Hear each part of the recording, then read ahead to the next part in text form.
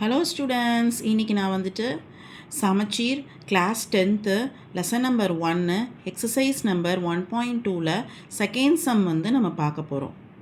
First let a is equal to 1, 2, 3, etc. 45 and r be the relation defined as square is of a number on a. Write R as a subset of A into A. Also find the domain and range of R. இந்த some தான் நம்ம செய்ய போகிறோம். என்ன கொடுத்துருக்காங்கன்னா ஏயோட value வந்து கொடுத்துருக்காங்க.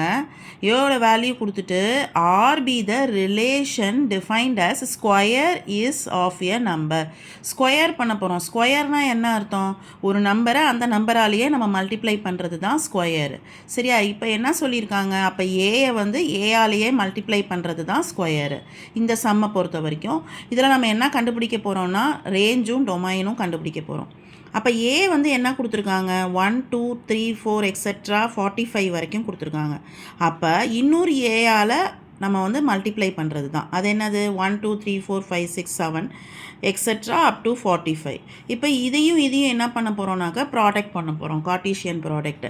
அப்போ நம்ம என்ன பண்ணுவோம்? இந்த 1ஆல் என்ன பண்ணுவோம்னாக்கா இங்கே இருக்கிற டேர்ம்ஸ் எல்லாத்தோடையும் மல்டிப்ளை பண்ணுவோம். அடுத்தது என்ன பண்ணுவோம்? 2ஆல் இங்கே இருக்கிற டேர்ம்ஸ் எல்லாத்தோடையும் மல்டிப்ளை பண்ணுவோம். 3ஆல் அதே மாதிரி பண்ணுவோம். அதே மாதிரி 45 வரைக்கும் பண்ணுவோம். அப்போ எப்படி எழுதலாம்? 1, 1, 1, 2, 1, 3 எக்ஸெட்ரா 1, 45ன்னு வரும். அதே மாதிரி 2, 1, 2, 2, 2, 3 எக்ஸெட்ரா 2, 45ன்னு வரும். இதே மாதிரி எக்ஸெட்ரா போட்டு நீங்கள் எழுதிக்கலாம். 45, 1, 45, 2 அப் டு 45, 45ன்னு வரும் இல்லையா? அதாவது என்ன சொல்கிறாங்க? ஏயை வந்து ஸ்கொயர் பண்ணணும்னு சொல்கிறாங்க. அப்போ ஒரு நம்பரை அதே நம்பரால் மல்டிப்ளை பண்ண போகிறோம். அப்போ என்ன அர்த்தம்? 1 ஸ்கொயர்னு பண்ணிங்கன்னா என்ன வந்துடும்? 1ன்னு வந்துடும். 2 ஸ்கொயர்னு பண்ணிங்கன்னா 4ன்னு வந்துடும். 3 ஸ்கொயர் பண்ணிங்கன்னா 9ன்னு வரும். 4 ஸ்கொயர்னு பண்ணிங்கன்னா என்ன வரும்? 16 வரும். 5 ஸ்கொயர் 25. 6 ஸ்கொயர்னாக்கா 36. இப்போ நான் 7 ஸ்கொயர் பண்ணேன்னா என்ன வந்துடும்னாக்கா 49ன்னு வந்துடும். அவங்க சம்லே வந்து எவ்வளோ கொடுத்துருக்காங்க? 45 வரைக்கும் தான் கொடுத்துருக்காங்க. அதனால் நம்ம என்ன பண்ணக்கூடாது? இந்த 7 வந்து நம்ம எடுத்துக்கக்கூடாது. சரியா? இப்போ ரிலேஷன் வந்து எழுதணும். ரிலேஷன் எழுதையில் இந்த ஸ்கொயரை நீங்கள் எழுதாதீங்க. இந்த ஸ்கொயரை ஸ்கிப் பண்ணிவிடுங்க. அப்போ 1ஓட ரிலேஷன் வந்து என்னது? 1, 2ஓட ரிலேஷன் 4, 3ஓட ரிலேஷன் 9, 4ஓட ரிலேஷன் 16, 5ஓட ரிலேஷன் 25, 6ஓட ரிலேஷன் 36. இந்த ரிலேஷனை வந்து நான் எழுதிட்டேன்.